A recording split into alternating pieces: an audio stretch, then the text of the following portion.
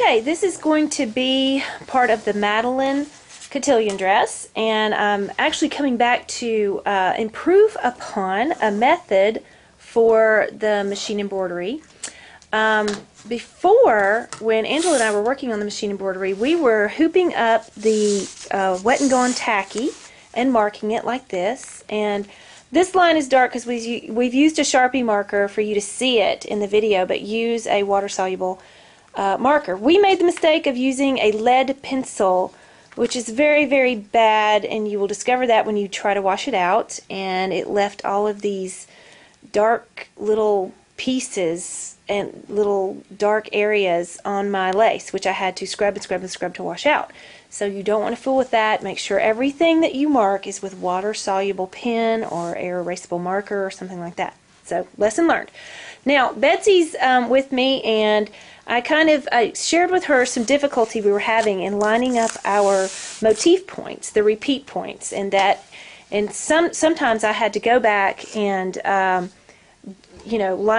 sew like a 1/8 inch line of satin stitch just to connect them.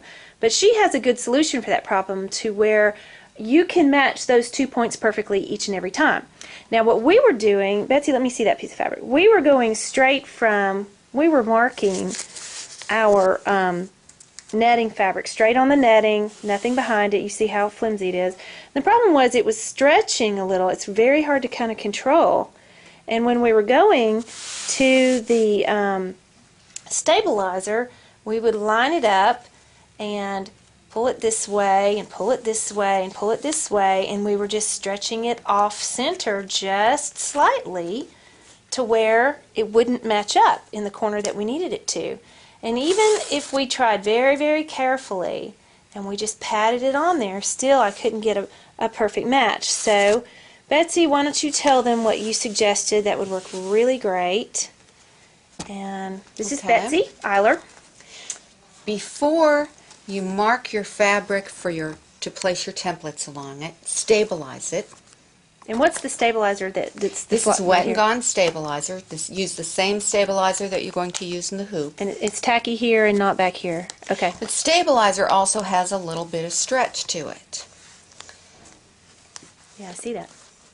So what we're going to do is stabilize the fabric before we do anything else with it, without stretching it. Just pat it on there, which makes it a lot more stable than just the fabric itself. Then we can mark the placement. Of course, now you would have your template underneath it, and you can see through it. If you need a light table, that helps, or you can place it on a piece of white paper, but you'll see the template underneath it and mark your crosshairs according to what your template, how your template lines up.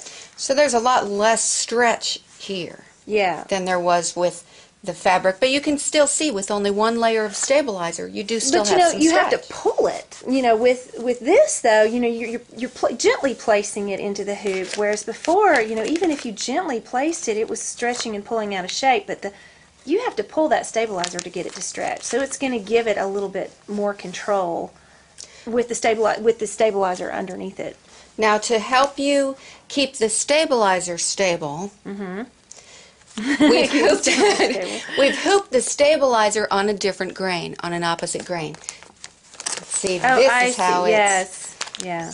That's how you cut it out. This is how we cut it out. So it's kind of like if you hoop the stabilizer on the bias, so to speak, quote unquote, you're going to get, it's actually stronger. It's not as stretchy on the bias. Then you can match up your centers. You can see through it well enough that you can match your centers through it. If you really want to check it, you can fold the fabric and match the line this way. And because you've stabilized your lace, it's not going to move whenever you fold it up or fold it down.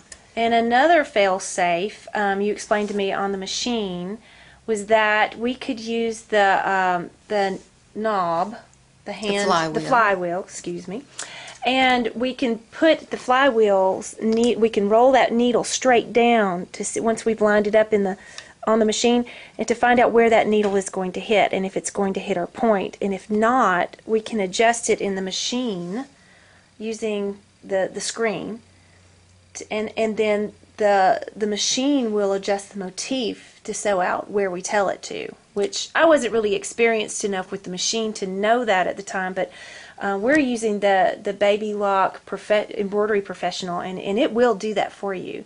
So you have needle position option on that screen so that you can set your needle exactly where you need it to hit, and then it will move the motif where it needs to be. So those two things, stabilizing the netting with a piece of wash away stabilizer first, and then lining up your motif, marking the crosshairs, then putting that down on a second piece of stabilizer keeps from stretching it. Then you can use the fail-safe with the machine, and that point will match up every single time. No mistakes. Even though, we had a few mistakes on our skirt, it came out okay, but it would have been nice to know these tips so that we would have had it going right. So that's the kind of correction I wanted to share with you. You kind of learn as you go, and you find better ways to do things, and this was a much better way to try to machine embroider all those scallops on the netting, and I wanted to share that with you so that you can apply these helpful tips so that yours comes out more perfect than ours. So we will meet you again on the next segment where we put the puffing in. Thanks.